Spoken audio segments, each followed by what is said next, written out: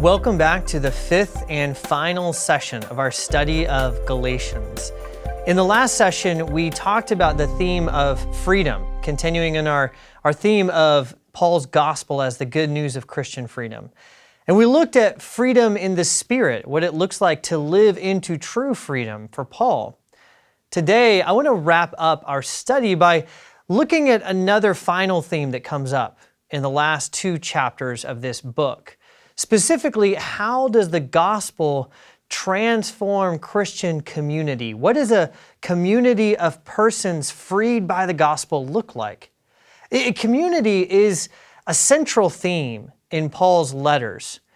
With very rare exception, such as his correspondence to Timothy and to Titus, all of the canonical letters that we have in the New Testament from Paul are written to Christian communities. And they were meant to be read out loud to whole communities of people at a time, not just to individuals. And it's not just that. In his letters, Paul has a lot to say about how communities of Christians should behave together, how they should treat one another. And this is not just a practical theme for Paul. That's an important point. It's not in his letters as if Paul talks about theology and the gospel, and then after doing that, he gets onto some practical matters about, here's some advice about how you should live. For Paul, this discussion of how the community of Christians lives together, how they behave toward one another, is central to his understanding of the gospel. This is still a very theological theme for him. The New Testament scholar Richard Hayes has talked about this, and he explains why this is for Paul. Here's what he says. What is God doing in the interval between the resurrection and Christ's return? According to Paul, God is at work through the Spirit to create communities that prefigure and embody the reconciliation and healing of this world. That's why community is so central for Paul, because God is at work by the Spirit. And this is part of the good news, what God is doing in creating communities that embody His work. Galatians, like many of Paul's letters, ends with a discussion of the Christian community, how they should behave toward one another. And this isn't an afterthought. It's part of the good news of Christian freedom. Today, I want to look at that, and I'm titling this session, A Free Community. There are two things that I'd like to focus on in Paul's discussion. Two observations I'd like to make about what he has to say. The first is that a free community for Paul is one that is not competitive. It's a non-competitive community. And the second one, and this is a little surprising, is that a truly free community for Paul is not independent, but is filled with people who are mutually dependent on each other, people who need each other. So I want to start, though, by looking at this first observation, that a free community is a non-competitive community. And to appreciate how significant this is and what Paul is saying in his letter here, it's helpful to keep in mind the social context that he lived in and the social context of his original audience, these Christians in ancient Galatia. They were Romans, and Roman society was obsessed with honor, acquiring honor, maintaining honor, asserting honor. The ancient Roman politician Cicero, he describes how the Romans loved honor. Here's what Cicero says. By nature, we yearn and hunger for honor. And once we have glimpsed, as it were, some part of its radiance, there is nothing we are not prepared to bear and to suffer in order to secure it. As you can imagine, this made for a highly competitive society. There was a constant struggle to assert and defend one's public reputation. The ancient philosopher Seneca says that this love of honor was not true only for the wealthy aristocratic class, but even those who were slaves so highly prized their honor that Cicero says They would rather be attacked or physically beaten or even killed than suffer an insult. And this produced a lot of conflict as well. One Roman historian describes this honor society as one in which every tiff is a tumult and every wrangle a war. And in some ways, I think this isn't too different from our own culture. It's not that hard to imagine what it feels like to live in a culture that's focused on honor. And we've talked a lot in the past couple sessions about identity. And for us in today's society, identity is often based on success. But success is measured by how we compare ourselves to others. Success is based on how we are competing in society. And so that's what's really important. That's the measure of a person's worth a lot of times for us. Not just if she is smart or clever or pretty or popular. What's important is to be smarter and prettier, more popular, more wealthy, more successful than the next person. And this is true even in childhood. Cicero remarked about how Roman boys would compete and struggle with each other to win the praise of those around them because it was so important for them to gain honor. And it's similar with us today. There's a farmer and writer that I really like named Wendell Berry, and he talks about how competition is bred right into the heart of the American educational system. Listen to what Wendell Berry has to say about education and the goals of education and how so much of it is based on competition. Up, he says, up is the direction from small to big, and education is the way up. The popular aim of education is to put everybody on top. Well, I think I hardly need to document the consequent pushing and trampling and kicking in the face. This competition, with all its pushing and trampling and kicking in the face, this is kind of similar to how Paul in Galatians describes society of people who are driven by their desires of the flesh, as he calls it, that turned in on the self-interest. What does it look like? It looks like competition and hostility. Remember what he says in Galatians chapter 5. Verses 19 through 21, how the works of the flesh are evident, and they include things like enmity, strife, jealousy, fits of anger, rivalries, he says, dissension, division, envy. All of these are descriptions of a community or a society of people who are driven by competition and who see one another as a threat to their honor or their status. The good news of Paul's gospel is that Christians have been freed. They have been liberated from this competitive struggle. You don't have to fight to assert your worth. That's what Paul's telling the Galatians. You don't have to be a part of this competition. You don't have to be a part of all this trampling and pushing and kicking in the face. Because your worth, who you are, is already guaranteed. That's what his good news has been. Who you are is based not on competition, but on your union with Christ. And Paul wants to point out that Christians express this freedom, that they live into it by behaving and living in a very different way with one another. They're not proud or envious toward one another, Paul says. Here's how he puts it in Galatians 5, verse 26. Let us not become conceited, provoking one another, envying one another. Instead, Paul describes a community of people who are peaceful and patient, kind with one another, gentle, not competing, not struggling, but doing good to one another, looking out for the interests of those around them. In chapter 6, verse 10, he says, So then, as we have opportunity, let us do good to everyone, and especially to those who are of the faith. This is not how Roman society worked.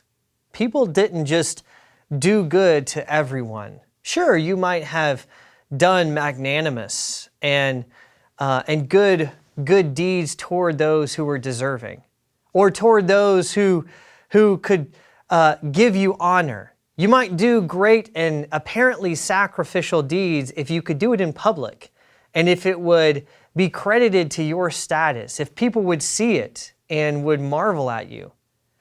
But Romans, no Roman would have thought that they were obliged or that they ought to do good to all of those around them, simply for the sake of the person's good. Certainly not to those who are lower than them or those who perhaps were even slaves. That would never have occurred to a Roman. That's precisely what Paul's saying. The Christian community is a very, very different community, and it lives in a very, very different way. And this is the first mark. This is the first characteristic of what it means to be a really, truly free people. This is how you embody freedom, Paul is saying. It's the first sign that the gospel, that the good news of Christian freedom has taken root. That instead of competition and self-interest, you have a community of people who are living together and doing good to one another in love. So that's the first characteristic that I mentioned. But there's another one that Paul draws attention to. And this one is a little bit strange. Paul says that Christians, though they are free, they are not independent.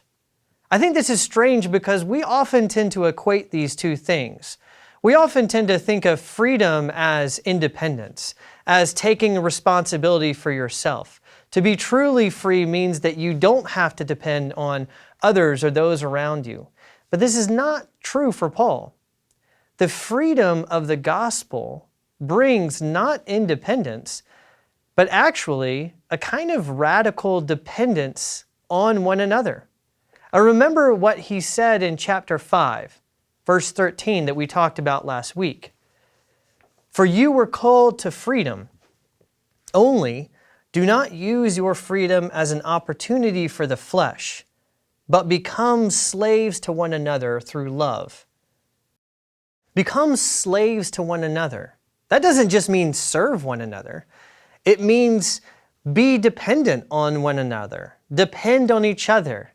That you are not only serving, but that you depend on the other person's service.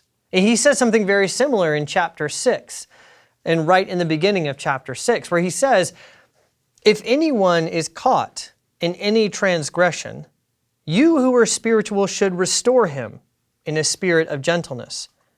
Bear one another's burdens, and so fulfill the law of Christ. This last statement, bear one another's burdens. This is really a remarkable summary of Paul's vision of what a truly free, a truly Christian community looks like. For Paul, a free community is one where no one is self-sufficient. All are mutually dependent on one another as they bear each other's burdens. It's why Paul in other letters will talk about the Christian community by using the metaphor of a body with different working parts, different limbs and organs, all working together, all mutually dependent. The hand cannot go and simply live on its own. And you're dependent in numerous ways. Right here in Galatians, when Paul talks about someone falling into transgression and needing to be restored, he's talking about how Christians are dependent on each other in their spiritual lives, rescuing each other from sin. Or elsewhere, as he talks about teaching and ministering to one another in times of need. But Christians are also dependent on one another in terms of basic material needs. And Paul thinks that this too is a way to express the gospel. In Galatians, he talks about this a little bit in chapter 6, verse 6, where he says that one who is taught the word must share all good things with the one who teaches. This means that Christians need to share the cost of teaching, that they need to share their material resources to free up certain people in the community to have time to study Scripture and to teach one another. In other letters, Paul encourages Christians to share material resources as need arises. For example, Paul, in his second letter to the Corinthians, he talks to them about a collection of money that he's taking up for the church in Jerusalem, and he exhorts the Corinthians to give generously to this collection. And here's what he says to them about that giving. For I do not mean that others should be eased and you burdened, but that as a matter of fairness, your abundance at the present time should supply their need, so that their abundance may supply your need, that there may be fairness. So this is what Christian community looks like. This is what freedom looks like when put into practice. It's a society of people who depend on each other, people who bear one another's burdens, who share each other's needs. This is what the gospel both commands and directs us to do, and also what it frees us and enables us to do. Dietrich Bonhoeffer, the German theologian, he wrote this great little book called Life Together, where he reflects on what it means to be Christians in community with each other. And he talks about this passage in Galatians chapter 6, where Paul is discussing bearing one another's burdens. And here's what Bonhoeffer says. Christians are obliged to bear with and suffer one another. But what is more important, now, by virtue of the law of Christ having been fulfilled, they are also able to bear one another. Now, this isn't always easy. It's a difficult thing to take responsibility for the needs of others. It's a difficult thing to bear with others. And it's an even more difficult thing sometimes to burden others around us with our own needs. Sometimes it feels easier to be the person bearing the burden than the person who recognizes that I need you and I need to burden you with my needs. Every time I think about this passage, I think back to an experience that my wife and I had when we were living in Boston. And we were part of a small group in a church there. And we had just actually discussed this part of Paul's letter about bearing one another's burdens. And in our small group, we had talked about what that means is that we need to be willing to burden each other when needs arise. So just a couple weeks after that discussion, Rachel and I, my wife and I, we had left church and we got in our car to drive home and the car wouldn't start. And there we were with several small children. The car wouldn't start. It was misty outside. It was cold. And two of our friends who were part of our small group were walking out of the church and saw us and came by. And they offered to help. The wife said that she would take Rachel and the kids home, and the husband volunteered to stay with me and help me as I got the car towed to the mechanic. But Rachel and I immediately started off by refusing, saying, "Oh, no, you don't need to do that. Just, we can take the train. Don't worry about that. You don't need to, inconvenience yourselves." And I loved their response. It was a response of good friends. They said, "Don't you remember what we just talked about? You need to burden us. You need to allow us to bear with you and to bear your burdens." And so they did. And accepting their help, that was something that kind of grated against our sense of independence and self-reliance. We felt like we were self-sufficient. But it helped us to learn, on a practical sense, what it means to live in a community that's defined by this gospel of freedom and this gospel that enables us to depend on each other. The Christian community is one who has been freed by the gospel. And because of that, we are not competitive with each other. Our worth is not at stake. And we have been freed to bear with one another and to burden one another with our needs. This is the good news of Christian freedom. This is what is at stake for Paul as he's writing to the Galatians. Will you receive this freedom that comes through the gift of Christ? That's what he's asking them. And will you demonstrate that freedom by serving one another and depending on one another? That's what Paul is asking of the Galatians. And that is also what he is asking of us today.